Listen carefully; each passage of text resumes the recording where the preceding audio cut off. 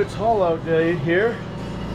Running the main just to press up the batteries as far as I can, because when we take it out of the water, the only power we'll be able to put in is through the solar panels, and that will be reduced once we get the boat shrink wrapped.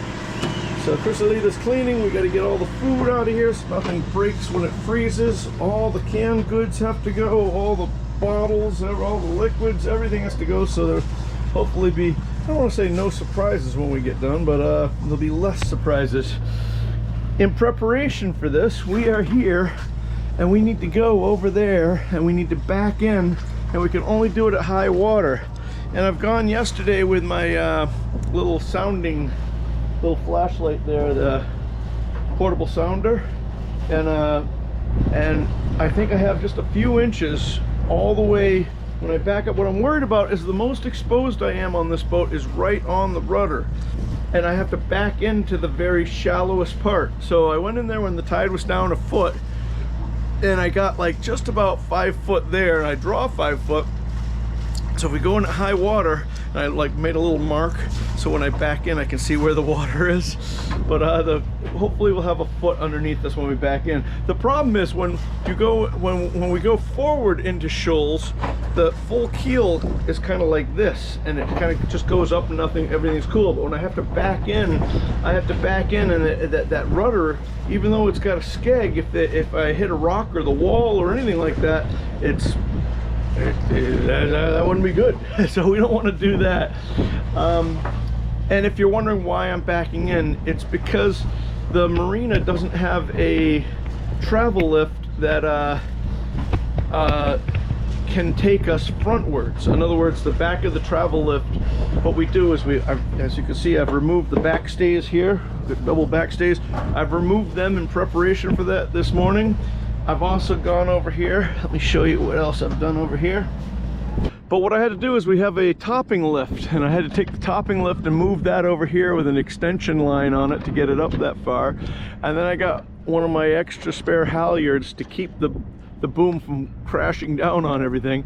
And that way, if I didn't do that, the back of the travel lift would hit the stays right there, the back stays. But this way the back of the travel lift can come all the way here.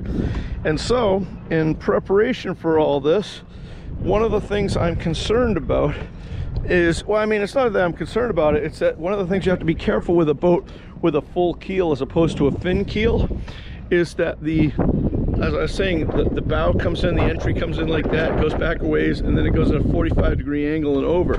So if you put that strap in the forward strap in the wrong place, it runs a risk of sliding up. And in fact, there was somebody on the Owners Association did that, where they they were saying, hey, be careful that when they lifted up and it slipped, and I think the bow, oh god, we don't even want to even think about that. So anyway, the marina says that they can do this. Unfortunately, we're only going to have, we're 14.3 and we measured it out, and they have like 14.10 or 14.11. So we're going to have literally inches on either side to get this in. So wish me luck.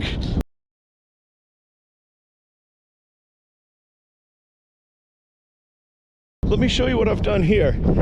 I've done this side already, and I'll take you to the other side. See this blue tape? I'll show you, hang on, stay. We'll go on the other side and I'll show you me doing the other side. So here we are on the starboard side, back on the starboard quarter, and this used to say sling right here.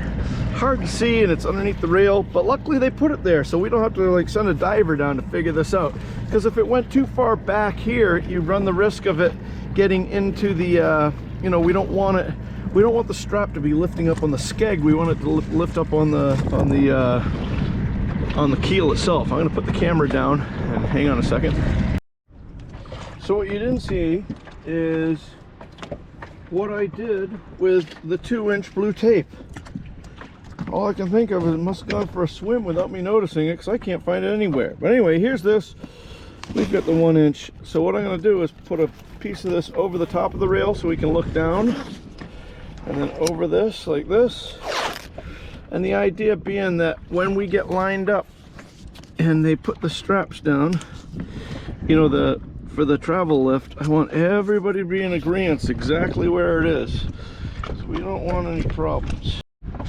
So here it is like this. Now I'm going to go up to the forward one.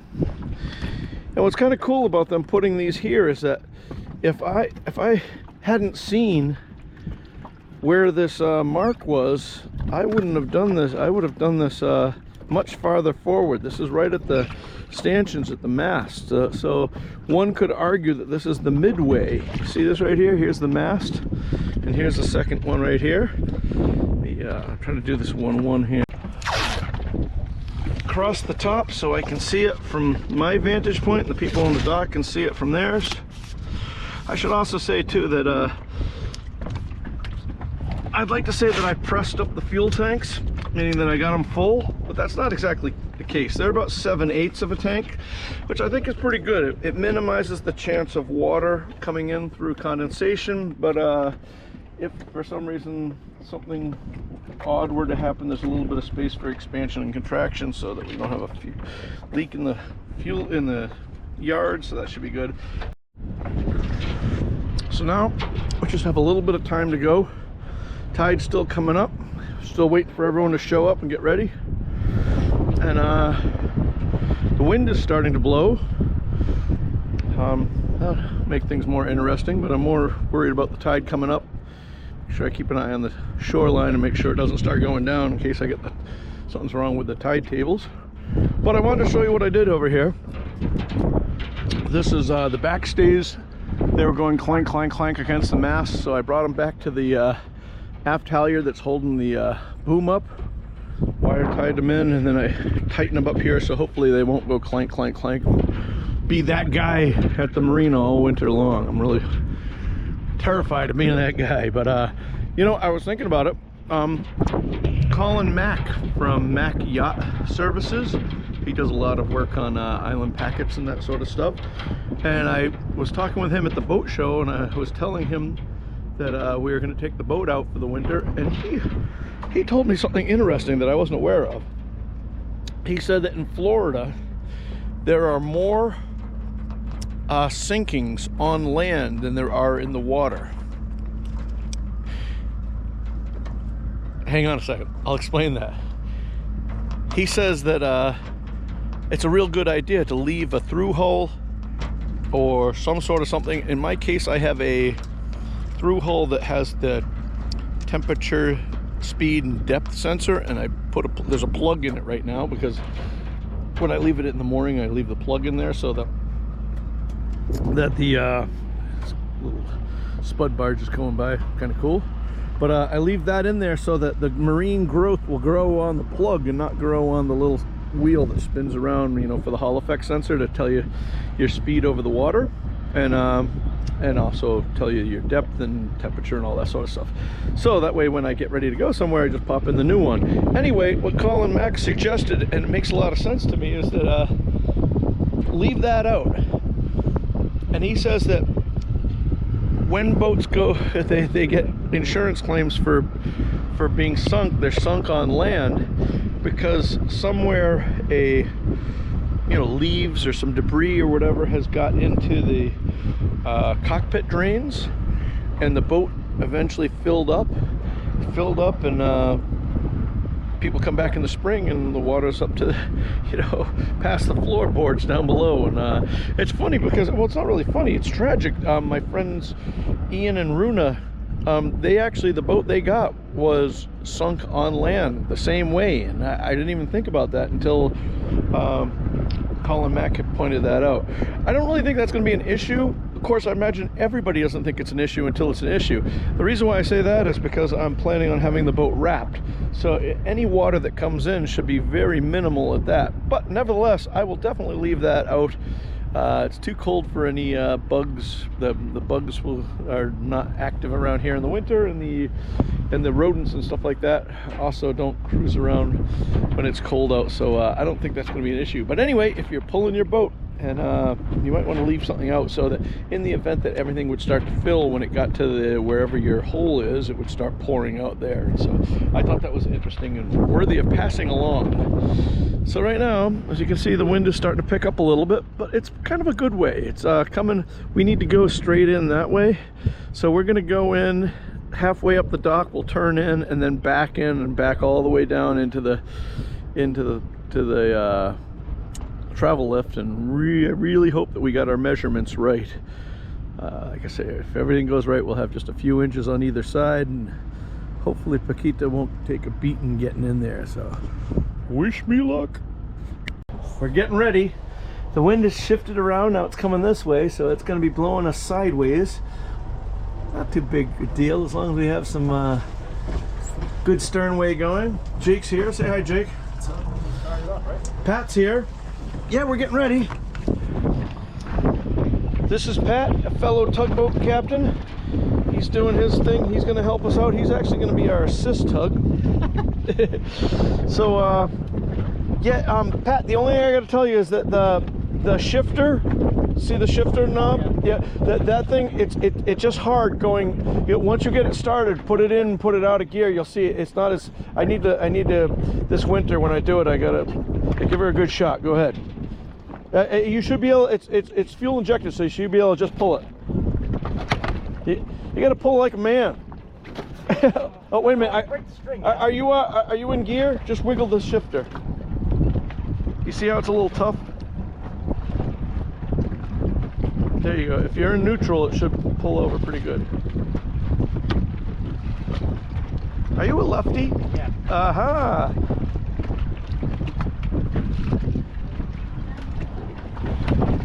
That's weird.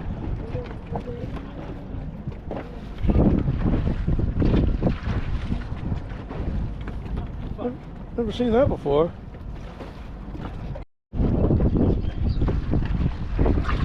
All right, he's good to go. All right, Jake, come up here. And watch this battery. We gotta leave that battery there. So we probably should wait a little longer, but I can't wait anymore. So right. So look, see how this is on the outside of the rail? Yes. We're gonna drop these, and then we're gonna put this like this, so when you get there, you can pull the line back and hand it, because you won't be able to, the dock won't be here. The dock's gonna be all the way back there. I get you. So you want me to grab this? Here, you hold this, and I'll show you what we're gonna do. What you're So look, I'm gonna come ahead. You're gonna pull this out, and it's really hard to get it through here. Just grabbing the anchor. Okay. You're gonna the mooring here, yeah. And see how this is thick, but it's thin here. Yes. You might do better to pull it all the way up to the thin part. Pop that out, and it'll fall. And you just let this go, and do the same thing on that side. Then put this back there, and you're gonna do the same thing on this side. Perfect. I'm gonna come ahead so that you'll have room. I'm gonna come ahead a little bit just because we're falling back on the mooring pretty good.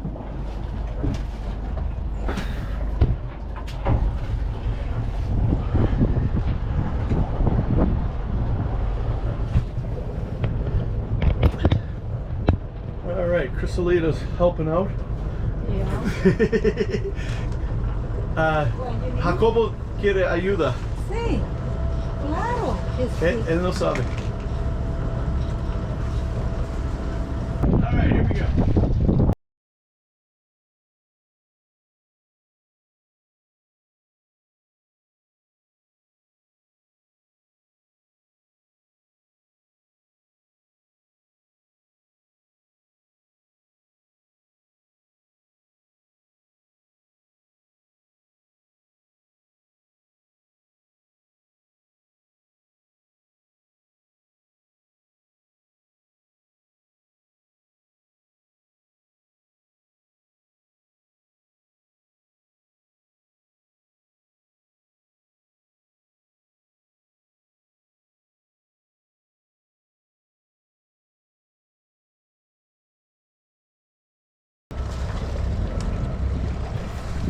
So basically here what I'm trying to do is just kind of bleed off some speed.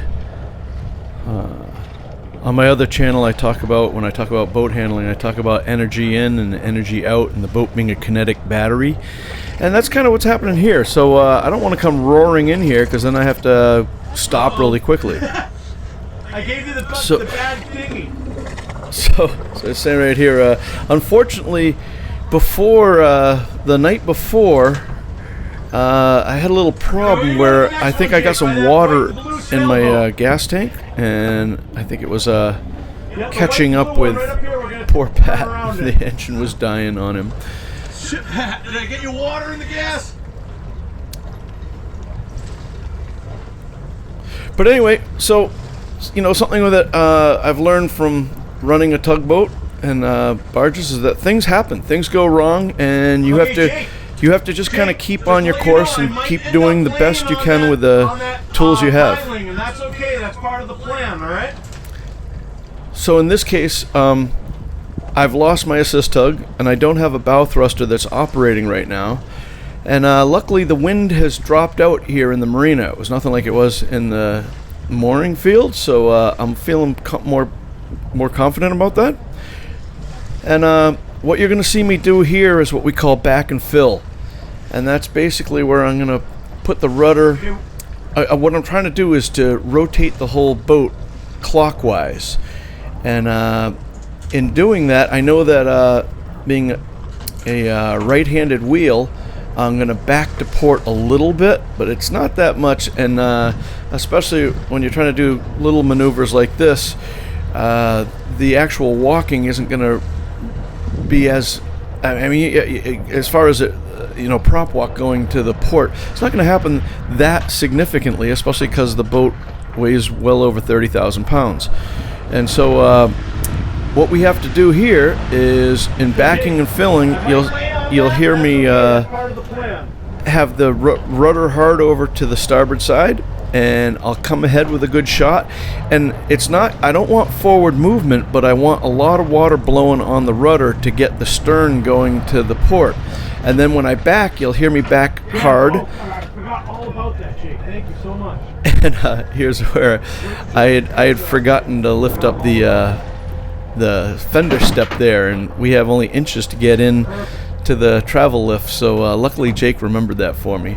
But anyway, in backing and filling here, if you want sternway and to be able to control it, a lot of people that are used to running outboards will just turn the wheel and assume they're going to back in that direction, and that does happen with an outboard or anything that, you know, if you have if you had asiopods or anything like that you could control the direction. But with a regular propeller driven boat, a conventional boat here, you're only going to have steerage going forward, meaning because the water from the propeller is pushing against the plane of the rudder. When you back, you're only going to have your sternway that is going to be the water going by the rudder, and it's going to be going by the backside of the rudder. So what that means is, if I'm at a standstill, but I put 8 knots of water from my propeller, you know, by going, vroom, if I put 8 knots of propeller, there are 8 knots of water from the propeller to the rudder, it'll push the rudder. But when I back, it's just pulling that water, and the only thing on the side of the rudder, the leading edge of the rudder, that's going to imagine is the 0 to 1 knot that you make going backwards. So that it's really important, if you want any steerage backing up and you want to use your rudder, you set your rudder right, and then don't just put it in clutch. You need to give it a lot of way, because it's not just the propeller. The propeller's doing very little at this point. At this point, let me say this differently. When you're going forward, you're using the prop wash to push on the rudder. When you're going backwards, you can only use your way to push on the rudder. That's why it's hard to steer that way. So anyway, you could hear me backing and filling, and now we're looking down the fairway here of the marina, so it looks like I got it well. You can see the bow continues to fall off, and that's because the wind is going from right to left over here, and the stern of the boat is the heavy end, and the bow of the boat, a lot of it is very shallow because the keel doesn't start until further back. So right now I'm just straightening things out. You can hear me talking. I'm talking to the 2 guys that are standing at the edge of the travel lift. I apologize that I don't have another camera to show you me backing in, and believe me, Okay, Jake, come back here. believe me, if I could go back in time, I certainly would do that. I would put I would put a camera back there so you could see what we're doing. But remember, still at this point, I don't know that there's going to be that we're going to get in here without an issue, because we only have a couple inches on either side, and I'm really concerned that I don't want to kind of go against the cement or the metal of the travel lift. He's got some fender boards on either side of the front part of it, so I'm trying to back up and keep the. I'm trying to. What we call in the tugboat world, I'm trying to control the bow right now with the stern, because I don't have a bow thruster and Pat's not up there. I have to kind of just keep an eye on that. I've got the stern inside the travel lift slip right now, just barely, and so right now you can hear me. I'm still backing up a little bit. Now I think, is that the travel lift? No, that's another boat. So we still aren't there yet. But as we come back a little further, I've given 2 stern lines to 2 guys on the travel lift, and they're pulling me back very slowly. And while they're doing that, I'm being cognizant of what's happening with the bow, because I know that the bow wants to go from right to left, because it doesn't look like it's windy there, but you don't need much wind to make you go that way. And because I only have a couple inches here, I don't have a lot of wiggle room. Okay, so there we go. Now you can see the first piling of the travel lift dock coming into position here. Now the travel lift operator is telling me to go easy, and he probably is concerned that I'm one of these throttle jockeys, and that's probably because he, a lot of boats that are much lighter, you can just put in clutch and it will start going back. My boat, if I put it in clutch, nothing's really going to happen for quite a long time. So I have to give it a good shot, and especially because it's a feathering prop, you have to give it a good shot to kind of get it all lined up. But here we are now, we're walking it back by hand, and things are looking good for now. So I'm feeling much better right now. Is that where we're stopping on the tape? Okay, slow it down.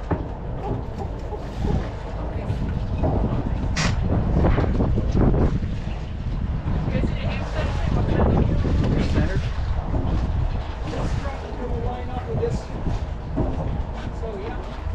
Come back a little bit more. Yeah, I'd say like a foot, right? That's pretty good right there. Okay. Cool. I'm tying this one off, all right? I'm tying the bow off. We're on the tape here. On the tape here. You believe it fit. Let me shut her down.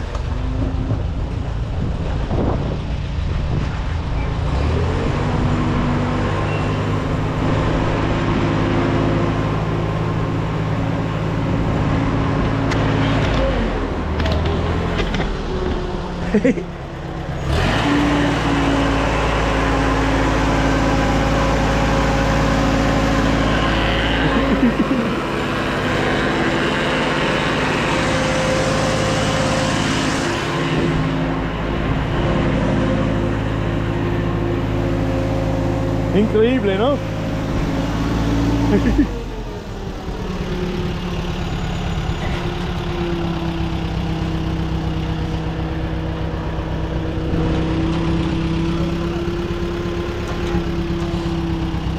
There, by the grace of God.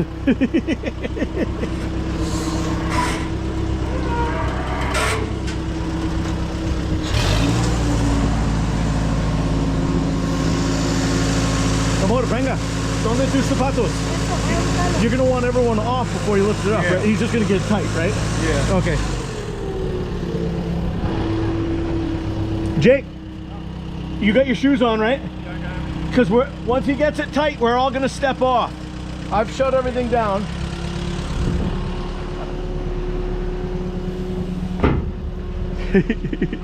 Good job, man. Thank you. Ooh, what baby.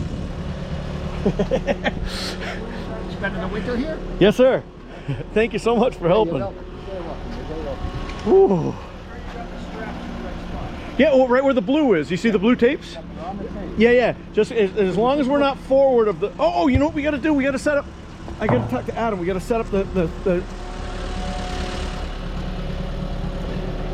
Adam, I forgot to get the line to keep the forward runs going up. You want me to set that up?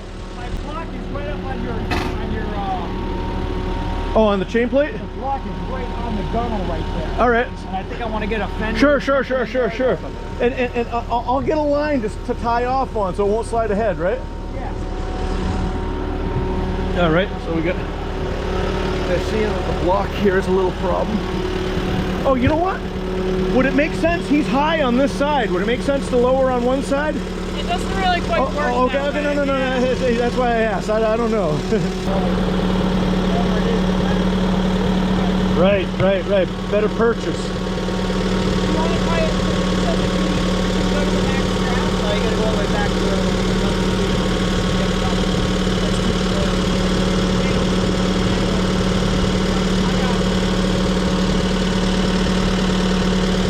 Want to go back to the winch? Yeah. Okay.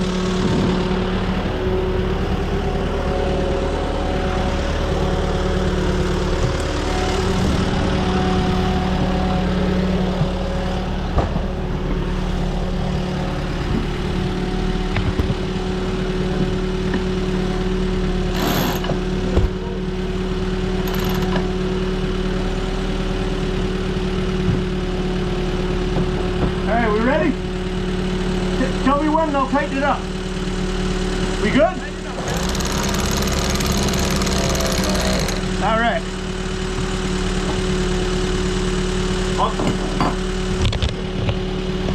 Alright, that seemed to work. Do the same over here, I guess. So he's trying to get it as low as he can. You know, you're gonna put the line through here like this, get it low that way, and pass it back to me.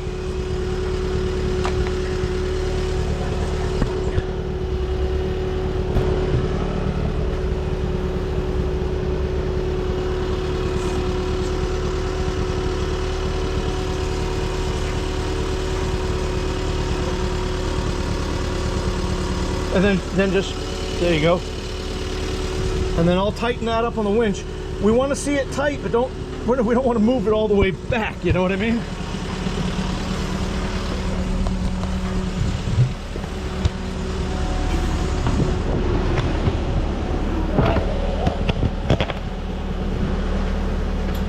All right, we ready?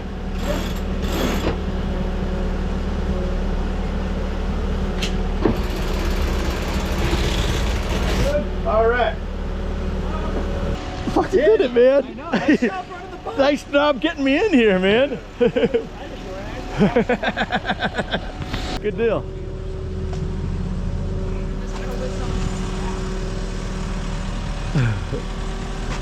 Oh, so you know what we gotta watch? We gotta watch as he lifts it up, the backstay is gonna get closer, but it's not gonna get that close because we got plenty of room.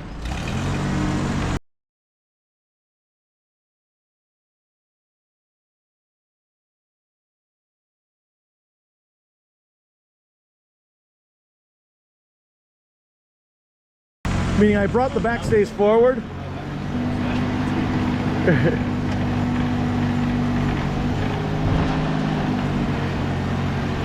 Woo, look at all them barnacles.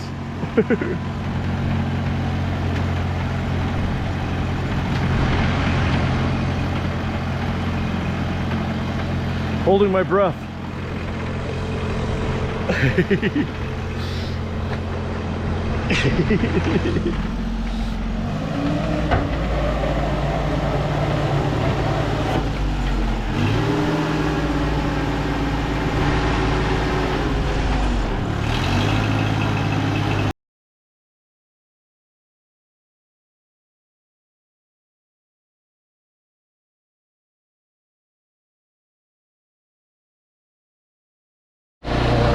Why look like this when you can look like this?